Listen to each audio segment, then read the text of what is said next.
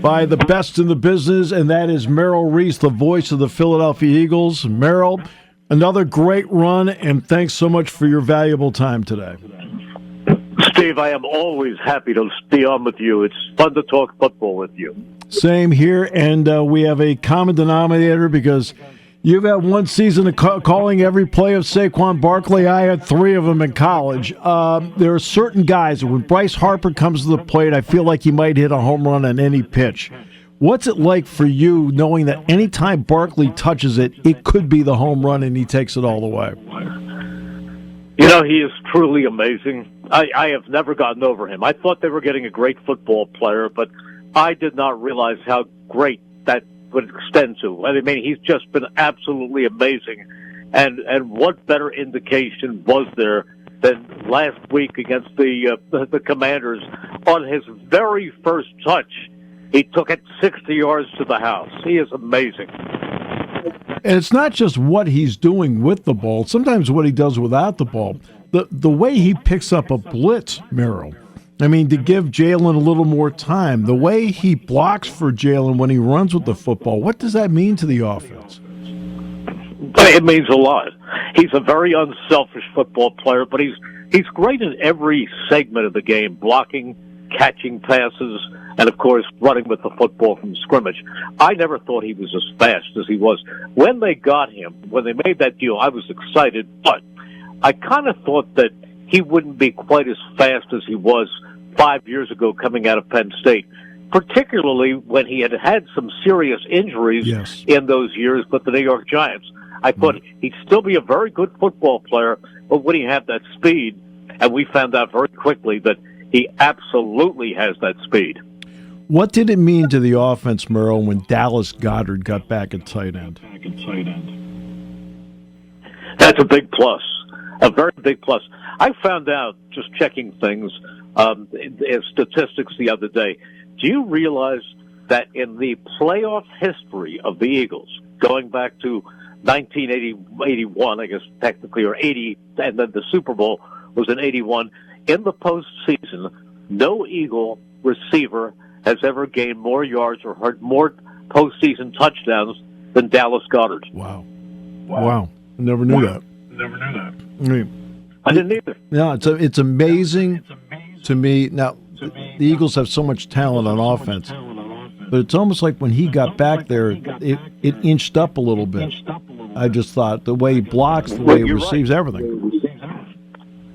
Absolutely. But that being said, if I had my druthers, if I could have anybody in the draft, it would be Ty Warren. Yeah. That's true. Okay, I will say this. Goddard can't throw. So I don't know. The other thing about Goddard, and this is not a criticism of Goddard himself, but it's just a fact, just a pure fact, that Goddard has sustained a lot of injuries, and he has missed a lot of games. And as Buddy Ryan once told me, durability is as important as ability. And maybe it's because he plays with such reckless abandon and throws caution to the wind. He is a great player. Dallas Goedert is also a great guy, but he has suffered a lot of injuries. He's missed a bunch of games with a concussion, with a knee injury. There's always something going on. But I keep my fingers crossed because he will enter the Super Bowl relatively healthy. All right, so Howie made a lot of moves, Howie Roseman, in the offseason. We've already talked about Barkley. What do you think he saw in Zach Bond that made him a good football player in New Orleans, but a great fit in Philadelphia? Well, I think Howie himself would admit that he didn't expect what he got. You know, Steve, we hear football coaches all the time saying it's their job to put players in the right places to make plays. Well, they brought him over here thinking he could do some edge rushing and be a great special teamer. But it was Vic Fangio who took him and put him inside and said, I believe he is an inside linebacker. Well, he's not only an inside linebacker, but he's a first-team All-Pro inside linebacker. The defensive backs, they draft Mitchell, great pick. Cooper DeJean got hurt at the end of his senior season. and how we still drafted him. What have those two young players meant to solidifying the secondary? No, they meant everything. They meant everything because neither of them came in and at any point looked like rookies.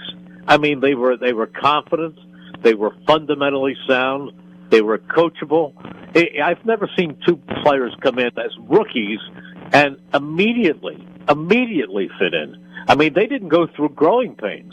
I mean, Quinyon Mitchell may have had his first interception in the playoffs against Green Bay, but Quinyon Mitchell has been around the ball all the time. There was a stretch of games up until maybe the last 3 games of the season, he hadn't given up a single touchdown pass. Quinyon's quite amazing. And, of course, Cooper DeJean not only is an outstanding slot corner, and I think he could eventually be, if Darius Slay were to move on, I think he would be the other starting corner. But I think that Cooper DeJean also stepped up when Britton Covey got hurt and has done an excellent job returning punts. Yeah, no question. Great punt returner. Saw that when he was at Iowa. Nolan Smith on the edge. He may be undersized, but what is he giving that defense because of the quickness he has? You know, last year there were a lot of people late in the season evaluating this team and saying that they don't know why the Eagles, after picking Jalen Carter first at the end of the round, picked Nolan Smith as a first-round draft pick, and they were starting to use that little old buzzword, that B word that we hear, bust. And Vic, and again, credit to Vic Fangio, who liked him the minute he came to camp or the minute he saw him in the OTAs. And Vic Fangio said he's a good football player. He just needs a chance to play and gain experience at this level. And Vic believed in him, and we see that every game, almost every game, he seems to come up with a key sack. You mentioned Vic Fangio. He's another guy that's added into this mix for them. What does it tell us about him that after a period of time where he needed to adapt based on his personnel, he did, and it worked? Steve, he's a great coach. Yeah. He's a great coach. I've been around a lot of great defensive coordinators in my career. I mean, Buddy Ryan, we talk about him as a head coach, but he was really a great defensive coordinator. And going way back, one of the best I've ever been around was the late Bud Carson. He was great. And then, of course, Jim Johnson in the Andy years was right at the top of his profession. Can I tell you that Vic Fangio belongs in that class? He's that good. When the Eagles face the Chiefs next Sunday, people talk about the Chiefs defense and their great coordinator, Steve Spagnuolo. And I know Steve, and I know him very, very well, and he's a great guy, and he's a tremendous coach.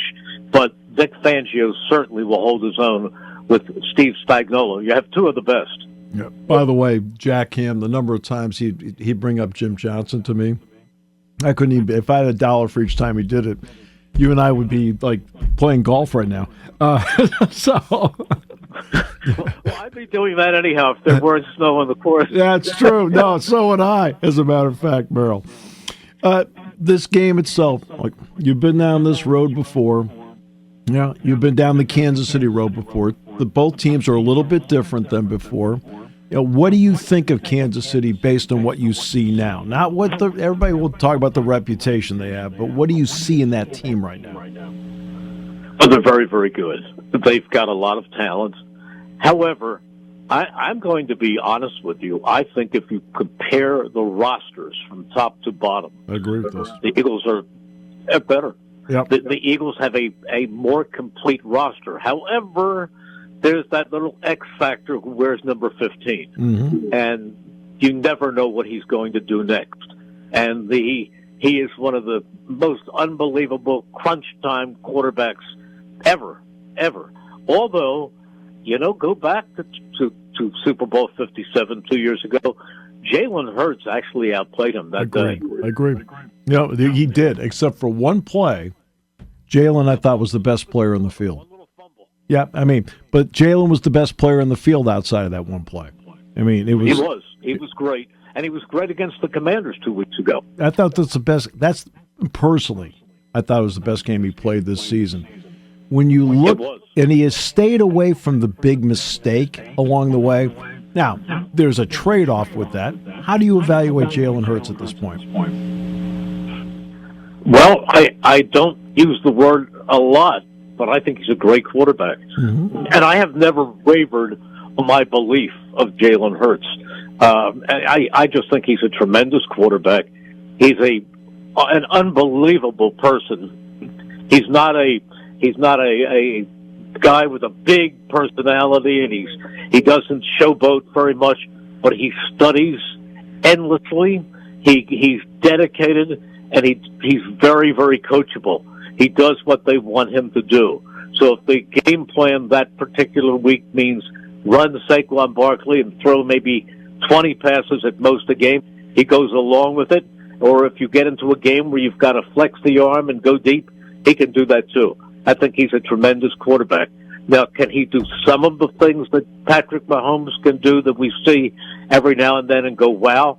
No, I don't think he's got quite that many athletic gifts, but he's got a great arm. People underestimate his arm. He's got a great arm. Doug Peterson, when he came in and he first saw him, he said, you know what? He can put the ball any place he has to on the field. He can throw hard. He can throw with touch. And also, he's very, very athletic, very, very fast. It's just that Mahomes has a certain instinct which enables him to get away from 5 guys who are surrounding him, and all of a sudden you see him halfway down the field. Well, for goodness sakes, Tom Brady faced Eli Manning twice in Super Bowls. Manning was the winning quarterback each time. Is there any team in the NFL that's picking Eli Manning over Tom Brady? No. All right. I mean, you just have to be you. The best you out there. Jalen Hurts is the best Jalen Hurts. He's a leader. Believe me, he is really a leader in his own quiet way. No question about that. Well, not just quiet way. You can tell that people naturally gravitate toward him because he's a we person. He's a we person, not a me person, right? He is absolutely a we person. Yeah. And the other thing about Jalen Hurts is if you watch his demeanor on the field, he's unflappable. He keeps his poise. Good, bad, whatever happened next, he goes on to the next play. He never loses his cool. Finally, for you, Merrill, it's about Nick Sirianni. You've watched every snap over the years. Where's the area of growth that you have seen in him as a head coach that you appreciate? Well, number one, he's a great motivator. Mm-hmm. That's a big thing. The players really like him. They really respect him. But the areas of growth that I've noticed, that I think everybody else has noticed too, midway through his season, he stopped taking on the crowd, and he stopped yelling as much as he had been at the officials. He has settled down. He's always going to be emotional because you can't take that out of him, and that's good because Dick Vermeil was pretty emotional too, yep. And he's my favorite coach of all time. But Nick is still emotional, but he's played it down a little bit, and I think he'll gamble and he'll be aggressive, but I think he's toned it down a little bit. Now there was a play in the Washington game in the third quarter when the Eagles were just across into Commanders' territory, and it was 4th down and 5. And they lined up to go for it, and I said, I'll be honest with you, I would not go for it right here. The risk doesn't equal the reward, and if they don't connect on this pass right here or on this play right here, Washington's, and they were still very much in it at the time, they're going to get the ball near midfield. So I figure, all right, he's going to go for it. He's going to go with some kind of a short out or flip the ball across the line of scrimmage to Barkley and let him run another 3 yards. Instead, back goes Hurts, looking downfield, and throws it 30 yards downfield on the sideline to A.J. Brown, who all he had to do was stick out the palms of his hands, and the ball found the target. It was just an unbelievable play. So Nick will still do that from time to time, but go back to early in the season when they played Atlanta on the very first drive. they were inside the 10-yard line, and they went for it on 4th and 6 and came away without points. I don't think he would do something like that early in the game. I think he would take the 3 points and move on. So, but look, what do I know? Do you know, Steve, I have to tell you, going back to Super Bowl 52, it's right before half, the Eagles had a 4th and goal from the 1 with 2 seconds left. And I said to Mike Quick, I said, listen, they have to take the 2 points here, and 3 points here. They've got to take the 3 points because they are going to be kicking off to begin the second half. So the Patriots are going to have the ball. If they take a chance right here and fail, all the momentum goes the other way. So what do? They pull off the most famous play in Eagles history, the Philly with the pass going to Nick Foles. And Mike said to me, that's why you're up here and Doug is down there. And I walked into the locker room and Doug and I hugged. And I said to Doug, that was the worst call I've ever seen with the best result. You know what? I'm like you. I realized a while ago that is why I'm up there. You know, I still learned my football from Dick Vermeil, who told me when you're inside the 20 early in the game, you can't come away without points. Yeah. But that's not the style of football today. There are a lot of riverboat gamblers out there, but I think Nick has toned it down a little bit, and he's done some things that he might not have done earlier. He's not taking a lot of the same kind of risks. The Super Bowl was made for you. I am looking forward to hearing you on Sunday because it's going to be a great game and you're going to give a performance beyond words. Thank you so much, my friend. You are the best in the business. Well, Steve, let me tell you something. I can't tell you how much I loved listening to you during the season and what a wonderful, wonderful job you did. I have to tell you, I just died a little bit at the end of the Notre Dame game, but it was a great season for the Nittany Lions. Merrill, thanks. That means more than you know. Thanks so much. And yes, I died a little bit at the end of that too. So. Merrill. Absolutely. But then there's next year. Yep, there's next year. Well, let's get this year and let's get Sunday. Best of luck all the way across to you, Mike, and everybody there. Thanks so much, Merrill. Thank you so much, Steve. Take care and stay well. The great Hall of Famer, one of the best ever to be in that spot, without question, Merrill Reese. This half hour brought to you by our good friends at... The pleasure, as always, is mine all the time. Hope you guys are well.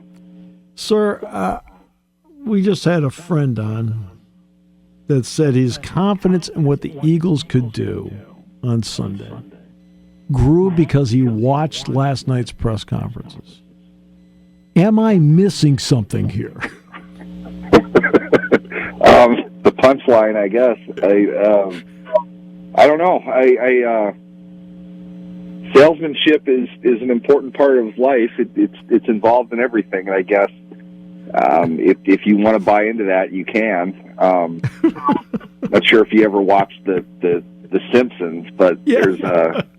There's an episode where Lisa and Homer are betting on games. And they're listening to the locker room interviews, and player says something like, "We're fired up, we're not going to lose." Homer's like, "Oh, okay." So he goes out and bets $50 on him, and Lisa's like, "Nah, not going to happen. Look at his eyes, he doesn't have it." It's to me, it's just funny because we will read into absolutely anything that convinces us of what we probably already want to go with. I don't know. I'll say this though. I think Philadelphia will win. That's who I'm picking in the game. But I spent exactly 0 seconds on any kind of press conference coverage from last night. In fact, I'm surprised they even still do it. People complain about the Pro Bowl, and rightfully so in a lot of ways. But the media day at the Super Bowl, in my opinion, is the least valuable, most obnoxious event the NFL puts on every year.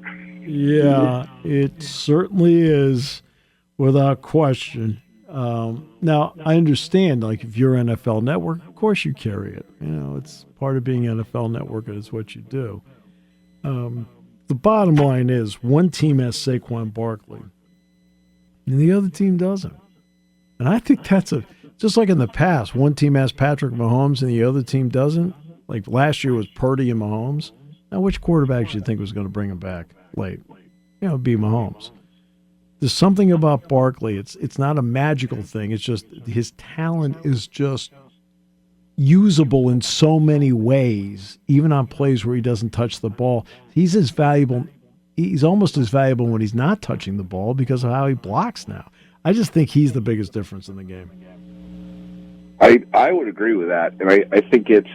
I was talking to a few people. My thing is, if Barkley breaks something 40-plus yards, I think they win. I'll put it this way. If the Eagles win the game, which I think that they will, I think you're going to see Barkley's going to have at least one explosive play, 40-plus yards. Whether he scores or not, I don't know. But to me, that's going to be the indication of the real difference between these teams. I think it's tough to argue.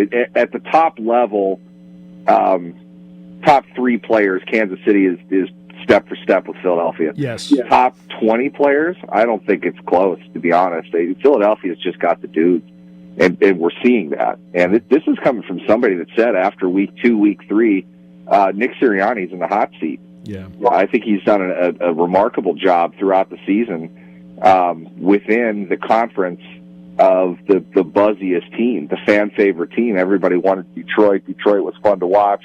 They're a great story. Those are press conferences I'll listen to. Dan Campbell's got something to say about anything. The Eagles stayed under the radar, and really, even though they were winning, people look at kind of the catalyst for their deep postseason run as that beating they gave the Steelers once they aired all the drama publicly, or they mentioned something. I don't know if they had a face-to-face as a team or whatever it is that happened, but you saw them come out of the gate. That game against Pittsburgh is just like, oh my, nobody's beating this team.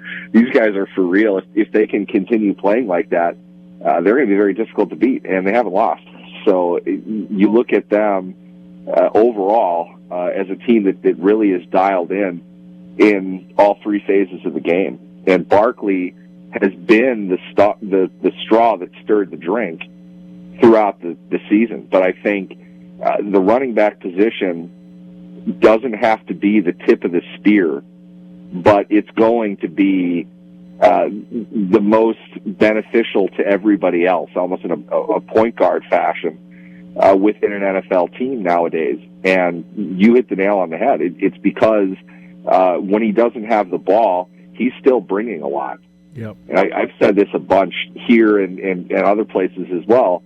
Le'Veon Bell, when he was with the Steelers, he was the most valuable player because of what attention he would draw away from everybody else. If he wasn't getting the ball, the 2 guys that were dedicated to him were suddenly useless on the field. You've got advantages down the field. When you have a good quarterback that can deliver the ball to good receivers down the field in those advantage situations, you're going to make plays. And that's what the Eagles do. To take absolutely nothing at all away from A.J. Brown, who I think is one of probably the best all-around receiver in the game. Right. Devontae Smith is an incredible receiver. Jalen Hurts is doing a great job keeping all of that together, if not playing at a spectacular level. But so much of that is predicated on Barkley. And the reason I say that is I saw Philadelphia play their last 8 games last season without Barkley. Mm-hmm. Look at them. They were a train wreck. They couldn't do anything right. In fact, the conversation we had was, I'm not sure we've seen 2 teams enter the playoffs as one of the worst 3 teams in football, like we did with Philadelphia last season and Pittsburgh this season. Right. Barkley is the catalyst behind a very talented team that was fractured, that had issues. Barkley brought all of that together, and not through rah-rah speeches or anything like that, but just simply his ability to make plays with the ball, to set up other guys without the ball, and let Philadelphia be a difficult matchup in every area of their offensive game plan. And on top of that, they got some beasts on defense who were playing really well, particularly their front 7. So, I think it's funny to me, Kansas City's favored in this game. I've bet against Kansas City before. It's not necessarily the best idea, but what I know is Philadelphia is going to be the best team that Kansas City's played in their Super Bowl era, and Philadelphia, if they are able to get Barkley going, they're going to win by a comfortable margin. If Barkley breaks off one 40-yard run in the game, I think that's huge for Philadelphia. It's one of those home run plays. For Philadelphia, okay, these would be my concerns. My concern would be Burks, the linebacker, who's a backup. He's played well for a backup, but he's still a backup, and he's not great in the pass game. And Slay is a huge problem because I just think he's not as good as he claims he is. And number 3, Mahomes' ability to run. Those would be the 3 concerns I would have if I were Philadelphia. Yeah, I think that's fair.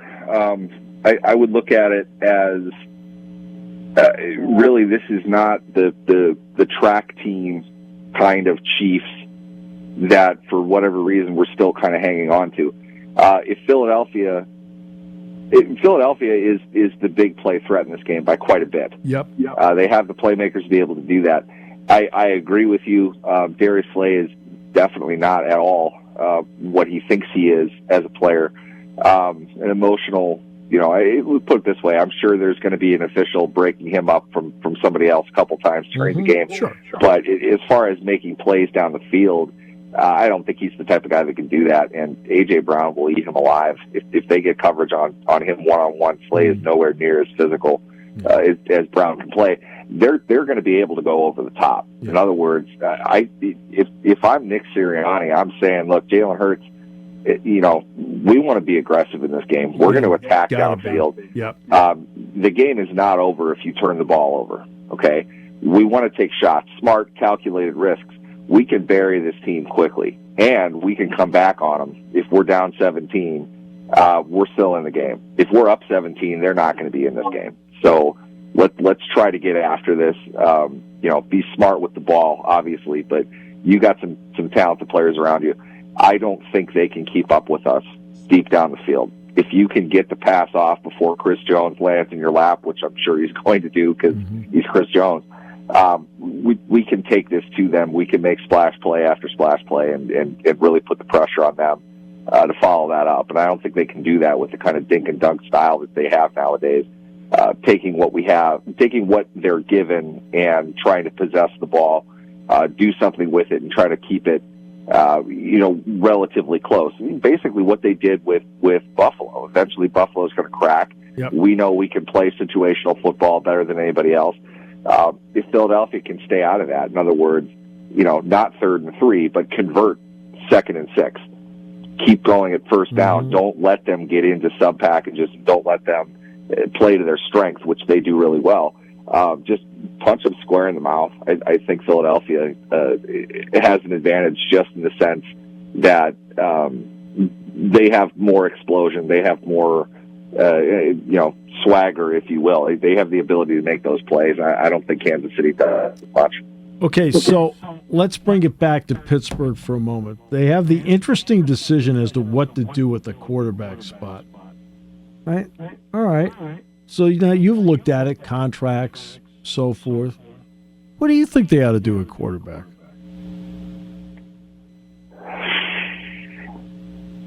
Pray. They don't have many options. Really, they've got 2 quarterbacks that they're realistically in the market to sign as we sit and discuss this now.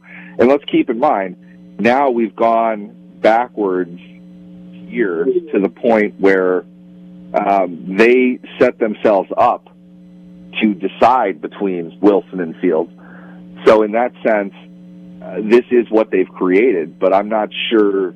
I'm not sure how much you really like that option. I don't know if you saw it or not, but Jerry Dulac of the Post-Gazette reported, I think, an hour or so ago, the big game offensively the Steelers had against the Bengals, and they scored 44 points, and it was the craziest Steelers game we've ever seen. Right. Offense actually being productive. Apparently, in that game, Russell Wilson had the ability to change plays at the line, call different pass patterns, things like that. and that was not given to him after that, which was the 5-game losing streak. The point of it was kind of odd that you had this big offensive outpouring, and then they didn't score more than 17 points a game for the rest of the year. Mm-hmm. And the article kind of suggested there was some friction between Wilson and Arthur Smith, and his freedom, what he was allowed to do, what he was not allowed to do. It's interesting to me because, one, Arthur Smith doesn't have final say over everything that they're doing. That's a head coach, if not a general manager and owner distinction. And two, I don't know if you noticed it, but Cincinnati might have had the worst defense the NFL has seen in the last 10 years. Yeah. That was their opus in that game. Yeah. You and I talked about that after. I don't think I've ever seen an NFL defense play as poorly as they did that day.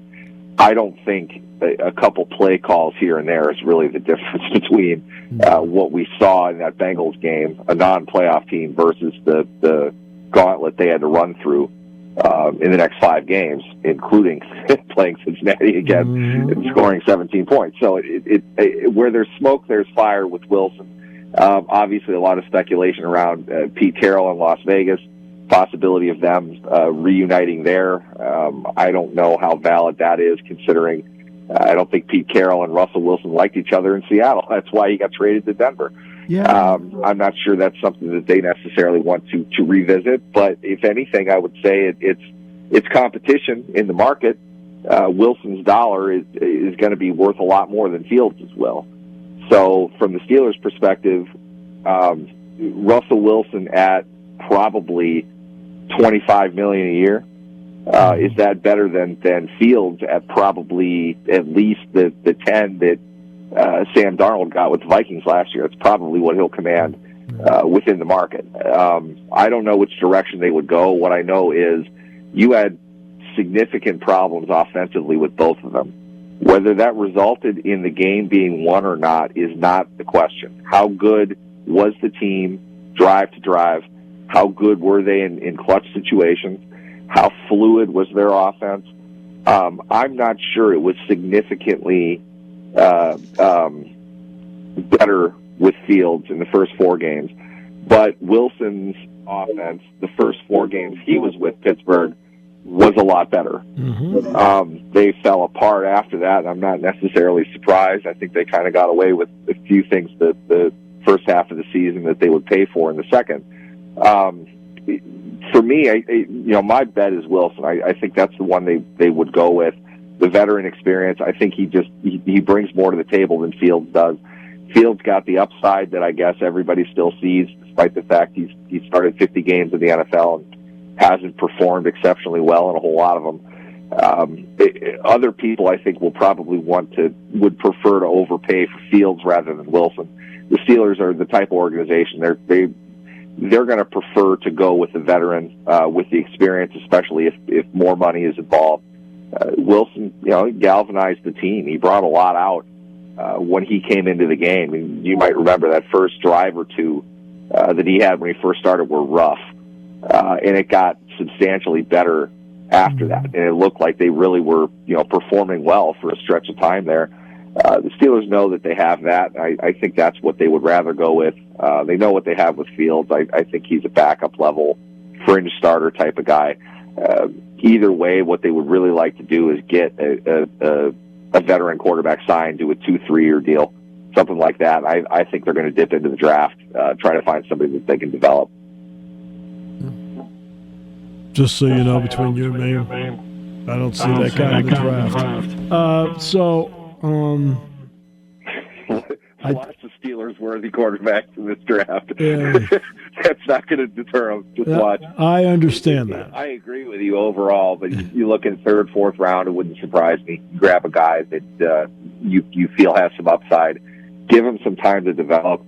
At some point, you almost just have to do it. I'm not saying they're going to be Jalen Hurts, a non-round 1 guy that can develop into a star-level quarterback, but at some point, you're going to have to develop a quarterback.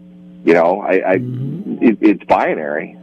They're not going to draft in the top 5 in the right quarterback draft. I know everyone talks about how great next year's draft is going to be. We always say that. Every year, next year is always a great quarterback draft. Yeah. We'll see what happens. But they've got to find somebody. They've got to develop them at some point. Let me ask you something about T.J. Watt. I know he gets banged up and so forth, but I didn't see it from him this year. That's just me. I'm a neutral observer. What did you actually think of his actual game performance as to how he played? We saw, and I remember this, I'm trying to remember who it was. I think it was against Baltimore. Maybe a series or two went by. He didn't really, go all out. And they don't tend to do that when Lamar is back under center. They'll try to rein him in, keep him in the pocket a bit. But there was a play, Watt really got off the line. I think he caused the pressure or something, but you saw the explosion. Mm-hmm. And it was like, yep, that's Watt. Yep. That's the guy that we know. Not see that guy a ton this past season. Mm-hmm. Now, let's be honest, the standard for him is, it's pretty high. Mm-hmm. Overall, he definitely could have seen more. And it led me to believe that I feel like he's playing with an injury that we don't know about. Right. Steelers like to, excuse me, not to say play cat and mouse with the injury report, but if there's absolutely no doubt that a player is going to play in a game, they won't list an injury. Because that's really, in a literal sense, what the injury report is supposed to be. We all know what it actually is, but the rule is, any injury that might hold him back in practice or a game, you list. If it's not holding him back, they're not going to. But you watch him on the field, he was not the same guy. Obviously, there are concerns with the fact that he's been playing a huge number of snaps his entire career, and at some point, that's going to, wear out a bit. They did something, I think a bit more often than they have in the past, and really tried to rest him for a couple plays at a time instead of just one or two. I don't know if that really had much help, and I don't think it's a conditioning issue with him. I just didn't feel like the explosion was there, which could be injury related.